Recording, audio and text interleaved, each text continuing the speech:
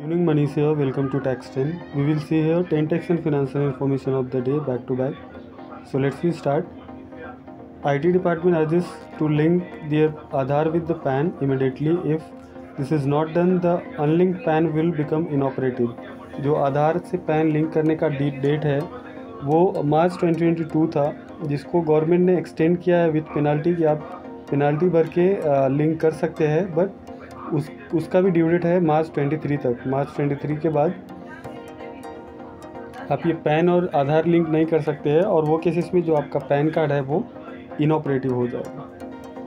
DGFT notify the annual export quota for red sandals for Andhra Pradesh. Andhra Pradesh के लिए जो लाल चंदन का लकड़ी होता है रेड सैंडल्स, उसके लिए कोटा नोटिफाई किया है। वो एक्सपोर्ट प्रोहिबिटेड होता है रेड सैंडल्स का, बट उसके लिए एक स्पेसिफाइड कोटा होता है कि इतना आप एक्सपोर्ट कर सकते हैं। तो वो कोटा DGFT ने नोटिफाई कर दिया है फॉर आंध्र प्रदेश।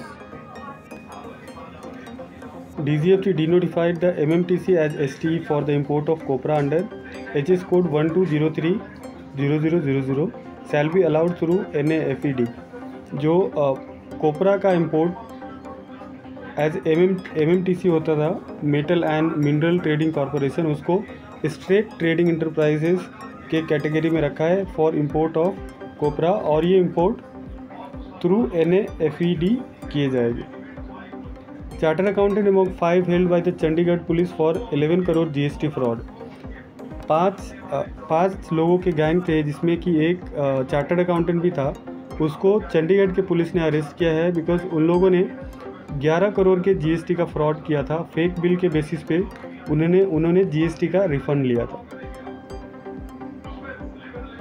मेरे e way bill expiry does not establishes intentions to evade tax. ये गुजरात हाईकोर्ट का डिसीजन आया है in case of Shri Govind Oli private limited के केस में, कि अगर बाय मिस्टेक ई-वे बिल अगर एक्सपायर हो जाता है तो वो केसेस में ये नहीं माना जाएगा कि एस्टैब्लिशमेंट ने टैक्स इवेजन के केस से ये एक्सपायरी ई-वे बिल रखा है। Custom broker is not responsible for overseeing the correctness of document issued by the government authorities.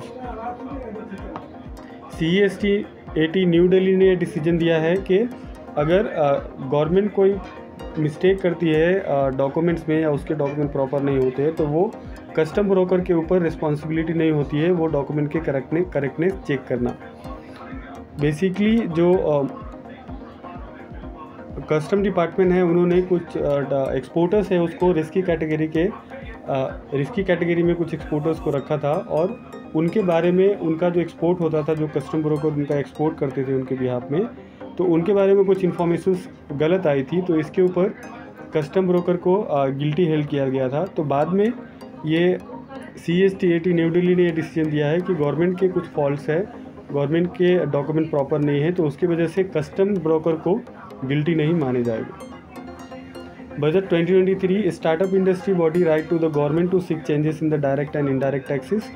जो स्टार्टअप इंडस्ट्री है, इंडिया टेक ORG ने गवर्नमेंट को लिखा है कि जो डायरेक्ट एंड इनडायरेक्ट टैक्सेस है फॉर स्टार्टअप इंडस्ट्री, उसको नॉर्मलाइज किया जाए। Gujarat GST collection fell by 2% on year basis to 9,333 crore in November. जो नवंबर 21 में कलेक्शन था, उससे 2% का डिक्लाइन हुआ है GST कलेक्शन में गुजरात में, जबकि ओवरऑल कंट्री में कलेक्शन 11% से इंक्रीज हुआ है, जो कि 1.46 ट्रिलियन है।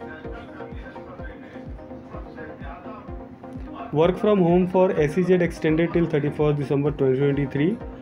जो commerce and department of commerce and industry है, उन्होंने जो SEZ में काम करने वाले एम्प्लॉय है उनके लिए जो वर्क फ्रॉम होम है उसको एक्सटेंड कर दिया टिल 31 दिसंबर 2023। मेरे making of A wrong claim would not attract income tax penalty. अगर क्लेम करते टाइम बाय मिस्टेक कुछ गलत क्लेम हो गया है इनकम टैक्स का, तो वो केसेस में बाय मिस्टेक अगर कुछ गलत क्लेम करते हैं, रॉन्ग क्लेम करते हैं, तो उस केस में इनकम टैक्स के ऊपर पेनल्टी नहीं लगाए जा सकते। तो ये थे आज के tax 10। So thank you for your time. Share this video, subscribe my channel.